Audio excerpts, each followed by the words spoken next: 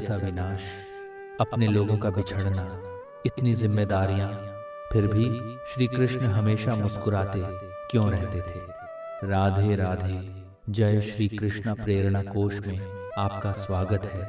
क्या आपने कभी ध्यान दिया है कि श्री कृष्ण को हम हमेशा मुस्कुराते हुए देखते हैं, चाहे परिस्थिति कैसी भी हो, चाहे सामने युद्ध हो, धोखा हो, वियोग हो या पूरा संसार उनके खिलाफ क्यों न हो, उनके चेहरे पर एक अद्भुत शांति रहती है। एक ऐसी मुस्कान जो सिर्फ होठों पर नहीं, भीतर की गहराई से आती है। लेकिन सवाल ये है, आखिर श्री कृष्ण हमेशा मुस्कुराते क्यों रहते थे? क्या उनके जीवन में दुख नहीं था और शायद उतना था जितना एक सामान्य इंसान सह भी नहीं सकता। उन्होंने बचपन से ही संघर्ष देखा। जन्म लेते ही माता पिता से दूर होना पड़ा। अपने ही मामा ने उन्हें मारने की काउंटलेस कोशिशें की, फिर भी कृष्ण मुस्कुराते रहे। उन्होंने प्रेम किया, लेकिन राधा से भी बिछड़ना पड़ा, फिर भी कृष्ण मुस्कुराते रहे। उन्होंने महाभारत जैसा विनाश देखा, अपने ही लोगों को एक दूसरे के खिलाफ लड़ते देखा, फिर भी कृष्ण मुस्कुराते रहे। लेकिन कैसे? शायद क्योंकि श्री कृष्ण ने जीवन को वैसा स्वीकार कर लिया था जैसा वो है, न कि जैसा वो चाहते थे। और यही वो सत्य है जो अधिकांश लोग कभी समझ ही नहीं पाते। हम दुखी इसलिए नहीं होते क्योंकि जीवन कठिन है, हम दुखी इसलिए होते हैं क्योंकि हम चाहते हैं कि जीवन हमेशा हमारे अनुसार चले, लेकिन जीवन कभी किसी के अनुसार नहीं चलता।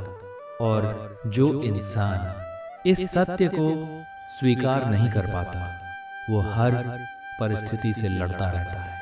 लेकिन श्री कृष्ण लड़ नहीं रहे थे, वो समझ चुके थे कि इस संसार में सब कुछ बदलने वाला है। सुख भी, दुख भी, मिलना भी, बिछड़ना भी।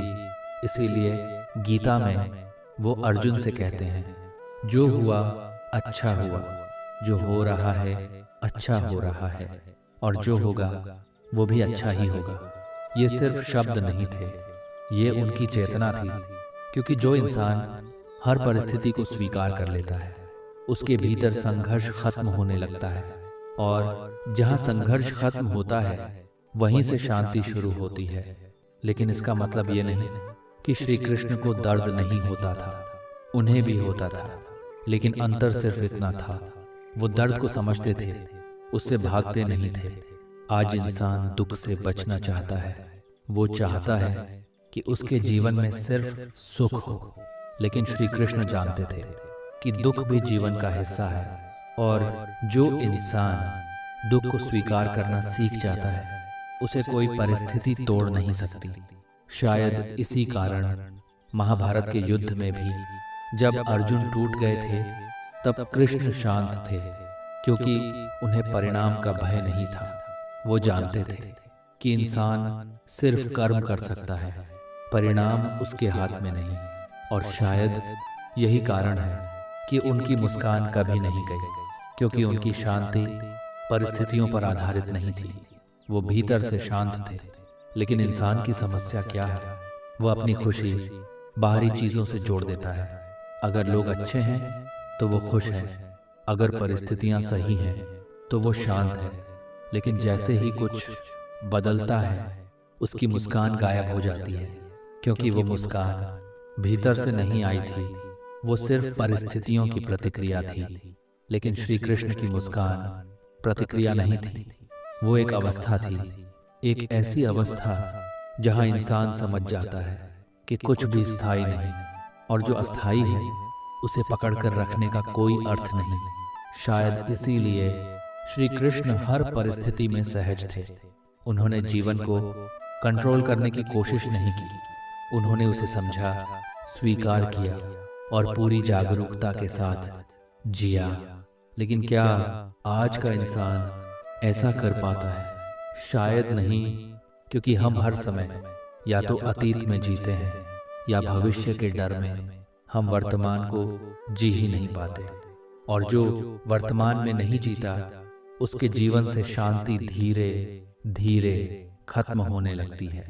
लेकिन श्री कृष्ण हर क्षण में पूर्ण रूप से उपस्थित थे, इसीलिए उनकी मुस्कान कभी परिस्थितियों के साथ नहीं बदली, क्योंकि वो जानते थे कि जीवन एक खेल है और जो इस खेल को बहुत गंभीरता से लेने लगता है वो दुखी होने लगता है, लेकिन जो इसे समझ जाता है वो हर परिस्थिति में भी शांत रह सकता है। शायद श्री कृष्ण की मुस्कान का असली रहस्य यही था। वो जीवन को पकड़कर नहीं जी रहे थे, वो उसे बहने दे रहे थे। और जब इंसान बहना सीख जाता है तब उसके भीतर का डर खत्म होने लगता है। फिर न खोने का भय रहता है, न भविष्य की चिंता, सिर्फ एक गहरी शांति बचती है। और शायद उसी शांति का नाम है कृष्ण। तो अगली बार जब जीवन आपके अनुसार न चले, जब सब कुछ बिखरता हुआ लगे, तो एक पल के लिए श्री कृष्ण की मुस्कान को याद कीजिए और खुद से पूछिए, क्या मैं जीवन से लड़ रहा हूँ या उसे समझने की कोशिश कर रहा हूँ? क्योंकि शायद जिस दिन आपने जीवन को स्वीकार करना सीख लिया, उसी दिन आपके भीतर भी एक शांत मुस्कान जन्म ले लेगी। लेकिन क्या सिर्फ जीवन को स्वीकार कर लेना ही शांति पाने के लिए पर्याप्त है? अगर ऐसा होता तो हर वो इंसान जो कठिनाइयों से गुजर चुका है आज शांत होता। लेकिन सच तो ये है, कुछ लोग दर्द से टूट जाते हैं और कुछ उसी दर्द से जाग जाते हैं। फर्क सिर्फ इतना होता है, एक इंसान परिस्थितियों को सजा मानता है और दूसरा उन्हें सीख की तरह देखता है। शायद श्री कृष्ण भी हर घटना को इसी दृष्टि से देखते थे। उन्होंने कभी जीवन से शिकायत नहीं की। उन्होंने ये नहीं पूछा मेरे साथ ही क्यों, क्योंकि वो जानते थे कि जो हो रहा है वो भी उसी ब्रह्मांडीय व्यवस्था का हिस्सा है जिसे इंसान पूरी तरह समझ ही नहीं सकता। और शायद यही कारण है कि उनकी मुस्कान परिस्थितियों पर निर्भर नहीं थी, वो समझ पर आधारित थी। एक ऐसी समझ जो इंसान को भीतर से मुक्त कर देती है। लेकिन आज इंसान क्यों नहीं मुस्कुरा पाता? क्योंकि उसका मन हर समय किसी न किसी संघर्ष में फंसा रहता है। कभी तुलना, कभी अपेक्षाएं, कभी भविष्य की चिंता, तो कभी अतीत का पछतावा। मन कभी शांत रहता ही नहीं। और गीता कहती है, अशांत मन में सुख नहीं हो सकता। यानी जब तक मन स्थिर नहीं होगा तब तक मुस्कान भी स्थायी नहीं हो सकती। लेकिन श्री कृष्ण का मन स्थिर क्यों था? क्योंकि उन्होंने खुद को सिर्फ शरीर या परिस्थितियों तक सीमित नहीं माना। उन्हें पता था कि इंसान का वास्तविक स्वरूप उसके विचार नहीं, उसकी आत्मा है। और आत्मा हर परिस्थिति से परे है। न सफलता उसे बड़ा बना सकती है, न असफलता उसे छोटा, न प्रशंसा न अपमान। शायद इसीलिए कृष्ण हर स्थिति में समान रहे। जब लोग उनकी पूजा करते थे तब भी, और जब लोग उन्हें गलत समझते थे तब भी, क्योंकि उनकी पहचान दूसरों की राय पर आधारित नहीं थी। लेकिन आज इंसान की पूरी जिंदगी दूसरों की स्वीकृति पाने में निकल जाती है। कोई हमें पसंद करे, कोई हमारी तारीफ करे, कोई हमें छोड़कर न जाए। हम इसी में उलझे रहते हैं और धीरे धीरे हम अपनी असली पहचान भूल जाते हैं।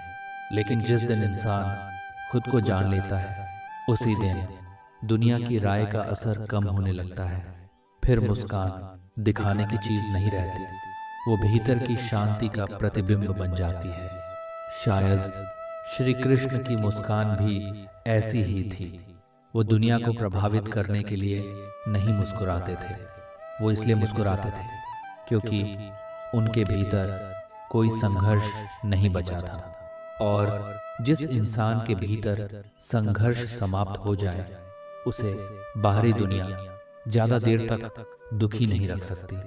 लेकिन सवाल यह है, क्या आज का इंसान भी उस अवस्था तक पहुंच सकता है? क्या हम भी परिस्थितियों से ऊपर उठकर जी सकते हैं, या फिर हम पूरी जिंदगी अपने ही मन के कैदी बने रहेंगे? शायद यही इंसान की सबसे बड़ी यात्रा है, दुनिया को जीतने की नहीं, खुद को समझने की। क्योंकि जब तक इंसान अपने मन से हारता रहेगा, तब तक बाहरी जीत भी उसे शांति नहीं दे पाएगी। और शायद इसीलिए श्री कृष्ण ने पूरी भगवद गीता में सबसे ज्यादा जोर मन को समझने पर दिया। क्योंकि युद्ध बाहर नहीं था, असली युद्ध अर्जुन के भीतर चल रहा था। डर और विश्वास के बीच, मोह और धर्म के बीच, अहंकार और सत्य के बीच। और सच कहें तो वही युद्ध आज भी हर इंसान के भीतर चल रहा है। फर्क सिर्फ इतना है कि आज हमारा कुरुक्षेत्र हमारा अपना मन बन चुका है, जहां हर दिन हजारों विचार, हजारों डर और हजारों इच्छाएं हमारी शांति को खींचती रहती हैं।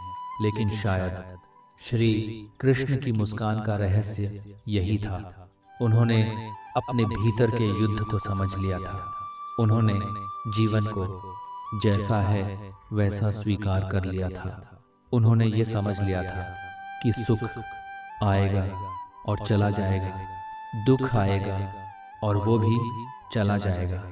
लेकिन अगर किसी चीज को स्थिर रहना है तो वो है भीतर की चेतना, भीतर की शांति। और जिस दिन इंसान उस शांति से जुड़ जाता है, उसी दिन बाहरी परिस्थितियां उस पर अपना अधिकार खोने लगती हैं। फिर मुस्कान किसी कारण की मोहताज नहीं रहती, वो भीतर से बहने लगती है। ठीक वैसे ही जैसे श्री कृष्ण की मुस्कान शांत, गहरी और हर परिस्थिति से परे।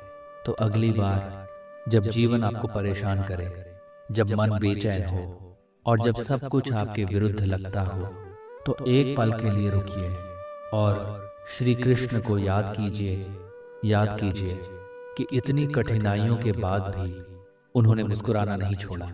क्योंकि वो जानते थे कि जीवन बदलता रहेगा, लेकिन जो इंसान भीतर से स्थिर हो जाए, उसे कोई परिस्थिति लंबे समय तक हिला नहीं सकती। और शायद यही गीता का सबसे सुंदर संदेश है। शांति परिस्थितियों से नहीं मिलती, शांति दृष्टि से मिलती है। जिस दिन आपकी दृष्टि बदल जाएगी, उसी दिन आपका जीवन भी बदल जाएगा। और शायद उसी दिन आपके चेहरे पर भी वही शांत मुस्कान होगी जिसे दुनिया श्री कृष्ण की मुस्कान कहती है। राधे राधे।